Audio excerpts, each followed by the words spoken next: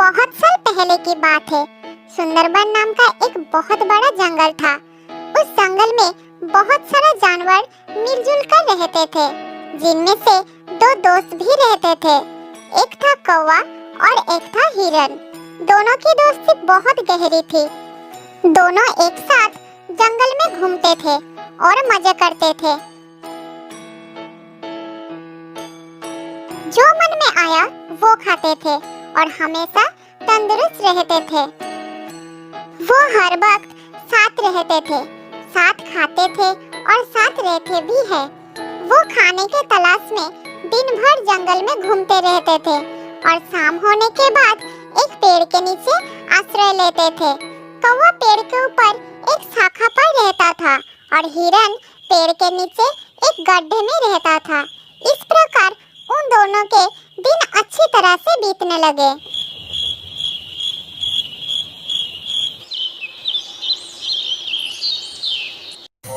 एक दिन जब वो दोनों जंगल में घूम रहे थे, तब एक चालाक लोमड़ी की नजर हट्टे-कट्टे हिरन पर पड़ी और वो मन ही मन सोचने लगी, अगर मुझे इस हिरन को खाना है तो कोई ना कोई रास्ता निकालना पड़ेगा। अगर मैं इसके साथ दोस्ती कर लूं तो इसको फंसा सकती हूँ, फिर इस हिरन का ताजा मांस मजे से खा सकती हूँ। हाँ, यही ठीक रहेगा। उस दिन से वो चालाक लोमड़ी हर रोज चोरी छुपे हिरन का पीछा करने लगी। एक दिन लोमड़ी ने देखा कि हिरन जंगल में घास खा रहा था और कौवा उसके पास नहीं था। फिर लोमड़ी धीरे धीरे हिरन के पास गई और कहने लगी, अरे हिरन, मेरे दोस्त, कैसी हो? आज तुम अकेले आए हो? हिरन अचानक लोमड़ी की आवाज सुनकर थोड़ा घबरा गया और वो चुपचाप खड़ा रहा। अरे रुको रुको दोस्त, घबराओ मत, मैं तुम्हें कुछ नहीं करूंगी। कौन हो तुम और मुझे अपने दोस्त क्यों बुला रही हो? मैं तो तुम्हें पहचानता भी नहीं। अरे भाई, जान पहचान तो हो ही जाएगी, क्या तुम मुझसे दोस्ती करोगे? नहीं, अनजान लोगों से दोस्ती नहीं करना चाहिए। माफ करना, मैं आपकी दोस्त नहीं बन सकता। मेरा एक दोस्त है। मैं इस जंगल में अकेली हूँ। मेरे सारे दोस्त मुझे छोड़कर चले गए हैं। मैं बहुत दुखी रहती हूँ और जब मैंने तुमको देखा तो मेरा मन खुश हो गया था। अगर तुम मेरी दोस्त बन जाओगी तो मैं बहुत खुश हो जाऊंगा। ये कहते कहते लोमड़ी की हृदय दुख से भर गई और उसकी आंखों में आंसू आ गए। लोमड़ी की आंखों में आंसू देखकर हिरन का दिल नर्म हो जाता है और वो उसकी दोस्ती स्वीकार कर लेता है। उस दिन से दोनों एक साथ समय बिताने लगे।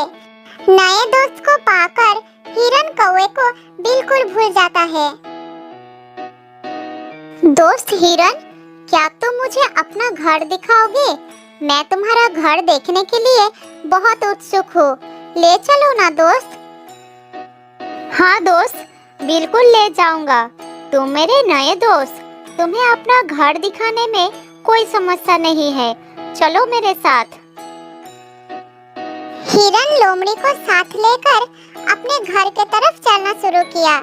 इधर कौवा दूर से देखा कि हिरन और लोमड़ी साथ में चल रहे थे। फिर कौवा उनके जाने से पहले ही अपना घर में पहुंच चुका था। तब हिरन लोमड़ी को लेकर कौवे के पास आया। कौवा भाई, ये लोमड़ी मेरा नया दोस्त है। ये बहुत ही अच्छा है। इसका कोई और दोस्त है ही नहीं और अकेला रहता है। चलो हम दोनों ही इसके दोस्त बन जाते हैं। दोस्ती एक लोमड़ी के साथ? ये तो गलती ही होगी। क्या तुम्हें नहीं पता कि वो एक मांसाहारी प्राणी है? इसके साथ दोस्ती मैं नहीं करूँगा। अब ये तुम्हारी मर्जी है कि तुम किससे दोस्ती करना चाहते हो। ऐसा कहकर कौवा वहाँ से उड़ गया। लेकिन हिरन को लोमड़ी पर बहुत भरोसा आ गया था। वो उसके साथ ही घूमने लगा। एक दिन लोमड़ी ने हिरन को कहा, दोस्त हिरन, आज मैं तुम्हें एक जगह ले जाऊंगी जहाँ तुम्हें अपना मनपसंद बहुत सारा खाना मिलेगा। हिरन ने लोमड़ी का बात मान लिया और वो उसके साथ चलना शुरू किया। लोमड़ी ने हिरन को एक खेत में लेके गई जहाँ तरह तरह की सब्जियां उगी हुई थी। हिरन इतना खाना देखकर बहुत खुश हो गया। मेरे दोस्त, अगर तुम नहीं होते तो मुझे इतना स्वादिष्ट खाना कभी नहीं मिलता। अब तुम्हारी वजह से मुझे ये सब खाने को मिल रहा है। हिरन की बात सुनकर लोमड़ी मन ही मन सोचने लगी, हाँ, अगर मुझे तुम्हें खाना है तो तुम्हें खिला के मोटा तो करना ही होगा ना। हाँ दोस्त, मैं जानता था कि तुम्हें ये सब खाना बहुत पसंद आएगा, इसलिए मैं तुमको यहाँ ले आया। उस दिन के बाद से उन दोनों को इस खेत पर आकर खाने की आदत हो गई। जल्द ही खेत के मालिक को पता चल गया कि कोई उसकी खेत को नष्ट कर रहा है और वो किसान उसको पकड़ना चाहता था, इसलिए खेत में उसने एक जाल बिछा दिया।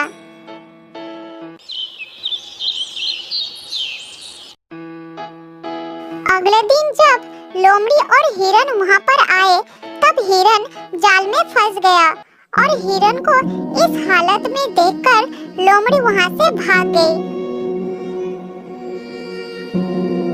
और थोड़ी दूर जाकर छुप गई। वो इंतजार करने लगी कि किसान वहाँ पर आए और हिरन को मार दे। उधर हिरन मदद के लिए चिल्लाता रहा। उसने सोचा कि शायद लोमड़ी उसे इस जाल से मुक्त करेगी, लेकिन वो भाग गई। हिरन को तब कौवे की बात याद आया और वो चिल्लाकर कौवे से मदद मांगने लगा। कुछ देर बाद हिरन की आवाज कौवे को सुनाई दी और वो जल्द ही उसके पास आ गया। दोस्त, मेरी मदद करो, इस जाल से निकालो मुझे, नहीं तो खेत का किसान मुझे मार देगा। जल्द ही निकालो दोस्त। अगर तुम मेरी बात उस दिन मानती तो आज इस समस्या में नहीं पड़ना पड़ता। मैंने कहा था ना, वो लोमड़ी धोखेबाज है। तुम्हें मुसीबत में देखकर भी वो भाग गई। हाँ दोस्त, मुझसे बहुत बड़ा गलती हो गया है, लेकिन तुम मुझे जल्द ही इस जाल से निकालो। मेरा दम घुट रहा है, मैं मर जाऊंगा। ठीक है, एक काम करो, जब किसान आएगा तो तुम मरे हुए का नाटक करना और मैं तुम्हारे पैरों को चुभाते रहूंगा। जल्दी करो, मालिक आ रहा है। तब हिरन ने मरने का नाटक किया और कौवा भी हिरन के पैरों को चुभाते गया। ये देखकर किसान को लगा कि हिरन शायद मर गया और वो तुरंत जाल को खोल दिया। उसी समय मौका देखकर हिरन भाग निकला।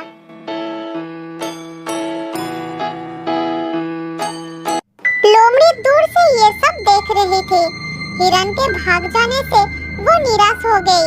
उसने सोचा था कि वो हिरन के स्वादिष्ट मांस को खाएगा, लेकिन कौवे ने आकर सब कुछ खराब कर दिया। उधर अपना घर पहुंचकर हिरन ने कौवे को धन्यवाद दिया और फिर से दोस्ती कर ली। फिर कौवे ने बोला, अब उस लोमड़ी को सबक सिखाना पड़ेगा। हाँ, उसे सबक सिखाना ही पड़ेगा। मुझे पता है वो कहाँ रहती है। जैसे लोमड़ी ने तुम्हें फंसाए है ना, उसी तरह तुम भी उसका विश्वास जीतकर उसे फंसाओ। किसी भी तरह हम उसको खेत के मालिक से पकड़वाएंगे। बहुत ही अच्छी योजना है मेरे दोस्त। हिरन कौवे को लोमड़ी के घर के पास ले गई। कौवा हिरन को लोमड़ी के पास जाने के लिए कहकर खुद एक पेड़ के डाल पर बैठकर नजर रखने लगा। हिरन सीधा लोमड़ी के घर के अंदर चला गया।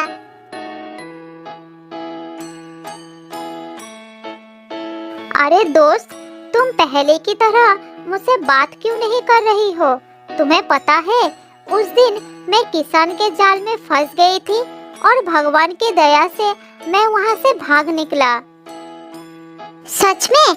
मैं तो पानी पीने गई थी ये सोचकर कि तब तक तुम थोड़ा खाना खा लोगे। मुझे पता ही नहीं चला कि इतना कुछ हो गया, नहीं तो मैं तुम्हारी मदद जरूर करता। अब जो हुआ सो हुआ, बुरा मत मानो मेरे दोस्त। इस बार तो हिरन खुद मेरे पास आया है, अब तो मुझे इसको खाना ही पड़ेगा। फिर दोनों साथ साथ समय बिताने लगे। फिर एक दिन चालाक हिरन उस लोमड़ी को खेत के पास ले गया। लोमड़ी बात करते करते जाल को नहीं देख पाई और जाल में फंस गई। मेरे दोस्त हिरन, मुझे बचाओ, मैं इस जाल में फंस गई हूँ। तुमने उस दिन मेरे साथ यही किया था ना? अब खुद देख लो कैसा लगता है। मैं चलता हूँ। ये कहकर हिरन वहाँ से चला गया और कौवे के पास बैठकर देखने लगा कि लोमड़ी क्या करती है। लोमड़ी जाल से बाहर निकलने के लिए छटपटाता रहा। थोड़ी देर बाद खेत का किसान आ गया और देखा एक लोमड़ी जाल में फंसा हुआ है। उसे लगा कि यही लोमड़ी है जो उसकी फसल को नष्ट कर रहा था। फिर किसान ने लोमड़ी को पकड़कर ले गया और एक पिंजरे में बंद कर दिया। किसान के जाने के बाद हिरन और कौवा उसके पास गए। तुमने मुझे धोखा दिया था। मैंने तुम्हें अपना दोस्त समझा, लेकिन तुमने मुझे मौत के मुंह में छोड़कर भाग गए। अब तुम इस पिंजरे में बंद रहो, यही तुम्हारी सजा है। मैं चलता हूँ। ये कहकर कौवा और हिरन वहाँ से चले गए और उस दिन के बाद से वो दोनों खुशी खुशी रहने लगे। बहुत साल पहले की बात है। जंगल के एक घने पेड़ पर दो बच्चों को लेकर एक तोता दंपति रहते थे। वो आसपास के पक्षियों को भी मदद करते थे और आवश्यकता पड़ने पर दूसरे पक्षियों के बच्चों का ख्याल रखने के साथ साथ उन्हें खाना भी खिलाते थे। तोता माँ अपने बच्चों को बहुत प्यार करती थी। उन्हें कष्ट ना हो इसलिए घोंसले में नरम बिस्तर की भी व्यवस्था की थी। उनके लिए दूर दूर से फल लाकर खिलाती थी। मेरे प्यारे बच्चे मेरी राजदुलारे हैं, मेरी आंखों के तारे हैं। मैं भगवान से सदैव यही प्रार्थना करती हूँ कि इनके ऊपर दुख की परछाई भी ना पड़े। इनके हिस्से का सारा दुख मुझे देकर मेरे हिस्से का सारी खुशियाँ इन्हें दे दे भगवान। तुम बच्चों से इतना प्यार करती हो, इनके लिए दूर दूर से खाना लाती हो, इन्हें खिलाती हो, हर परेशानी और खतरे से इन्हें बचाती हो, किसी खतरे में भी डरती नहीं हो। क्या ये दोनों तुम्हारी इस त्याग को याद रखेंगे? देखिए जी, हमने इन्हें जन्म दिया है। अच्छी तरह से पालन पोषण करना हमारा धर्म है। जब तक ये बड़े नहीं हो जाते तब तक इन्हें हमारी आवश्यकता पड़ेगी। ये हमारे प्यार को याद रखेंगे या भूल जाएंगे, लेकिन हमें तो अपना कर्तव्य निभाना होगा ना। मैंने आसपास कई तोते के बच्चों को बड़े होते देखा है और अपने माँ बाप से मुंह मोड़कर जाते हुए भी देखा है। देखो जी, हमारे बच्चे बड़े होकर अपनी दुनिया बसाए और उसी में खुश रहे, यही चाहती हूँ मैं। आखिर उन्हें भी तो अपने बच्चों का पालन करना होता है।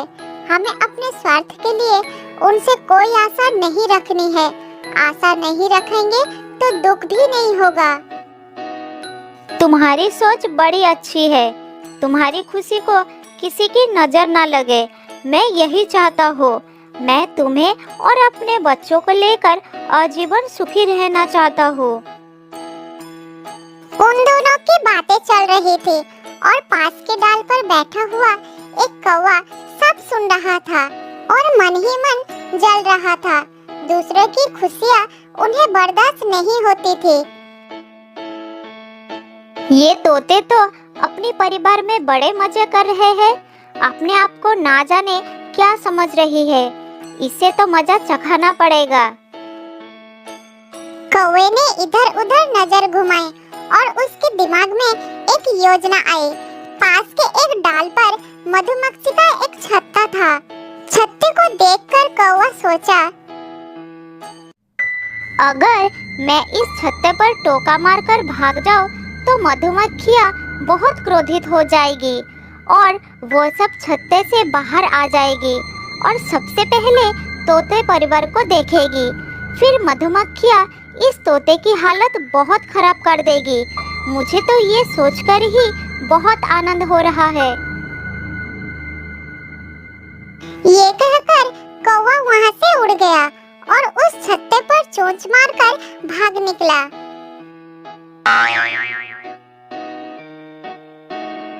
उसकी ये गंदी हरकत को देखकर तोते को बहुत गुस्सा आया और उसने उसका पीछा कर लिया।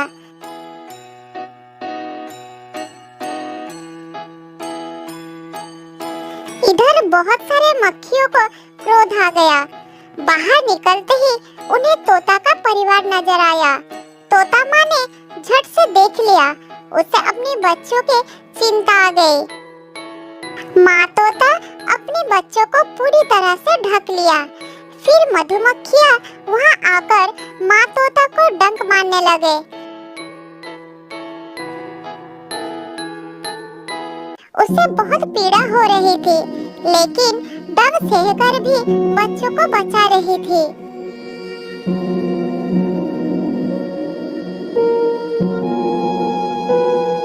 मेरे बच्चों, हिलना नहीं। बहुत सारी मधुमक्खियाँ हैं, काट लेंगे। तुम्हें बहुत दर्द होगा। दुष्ट कौवे ने उन्हें छेड़ दिया है। कुछ देर बाद मधुमक्खियाँ चले गए, लेकिन कबूतर माँ तीव्र दर्द से छटपटाती रही। ओह, ये दर्द मुझसे सहा नहीं जा रहा। अरे बाप रे, क्या करूं? कहाँ जाऊं? माँ तोता बेहोश होने लगी। दोनों बच्चे ये देखकर दुखी हो गए। माँ, आंखें खोलो। तुम्हें बहुत पीड़ा हो रही है। हमें बचाने के लिए सारा दुख खुद सहती रही। कौवे की गलती का सजा आपको मिल गई। माँ, कुछ बोलो ना। भाई, क्या हुआ माँ को? कुछ बोल नहीं रही है। कुछ देर बाद माँ तोते ने आंखें खोली। उसे बहुत दर्द हो रहा था। इतने में बच्चों के पापा आ गए। वो अपनी पत्नी का हाल देखकर दुखी हो गया। मैं जानता हूँ कि मधुमक्खियों का जहरीला डंक का असर बहुत असहनीय होता है। तुम चिंता मत करो, मैं अभी बंदर के पास जा रहा हूँ तुम्हारी दर्द का दवा लाने के लिए। ये कहकर वो दवा लाने के लिए चला जाता है। बंदर भाई, मेरी पत्नी को कुछ मधुमक्खियों ने डंक मार दिया है। उसे बहुत दर्द हो रही है। क्या तुम्हारे पास कोई दर्द निवारक दवा है? अगर है तो जल्दी दो, तुम्हारी बड़ी कृपा होगी। हाँ, दवा तो है, लेकिन ये सब हुआ कैसे, ये तो बताओ। ये सब एक दुष्ट कौवे की वजह से हुआ है। वह कौवा हर रोज किसी न किसी को परेशान करता है। आज वो मधुमक्खियों के छत्ते पर धक्का देकर भाग गया। तभी मधुमक्खियाँ छत्ते से निकली और मेरी पत्नी को सामने पाकर डंक मार दिया। ठीक है, ये लो दवा और जल्दी अपनी पत्नी के पास जाओ।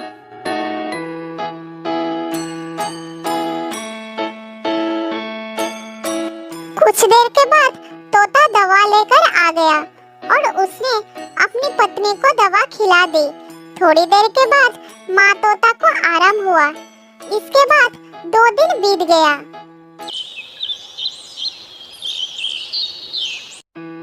एक दिन कौवा एक पेड़ के नीचे बैठा हुआ था। उसके दिमाग में फिर से कुछ योजना बन रही थी। इतने में तेज हवा चली और मधुमक्खियों के छत्ते पर एक लकड़ी का टुकड़ा गिरा। मधुमक्खियाँ भड़क गई। उन्हें पेड़ के नीचे कौवा दिखाई पड़ा और सारे के सारे उस पर टूट पड़े। उन सब ने मिलकर कौवे को इतना काटा कि वो दर्द से पागल हो गया। अरे बाप रे, मर गया रे। शरीर का कोई भी भाग नहीं बचा जहाँ मधुमक्खियों ने ना काटा हो। आज तो मैंने कुछ नहीं किया, तो ऊपर वाले ये सजा क्यों दिया? दूसरे पेड़ पर बंदर और तोता परिवार सब सुन रहे थे।